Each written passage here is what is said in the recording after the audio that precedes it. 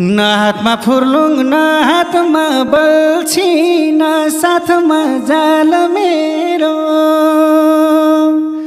लगनको रेखी छैन रे नानी अहिलेको साल मेरो न हातमा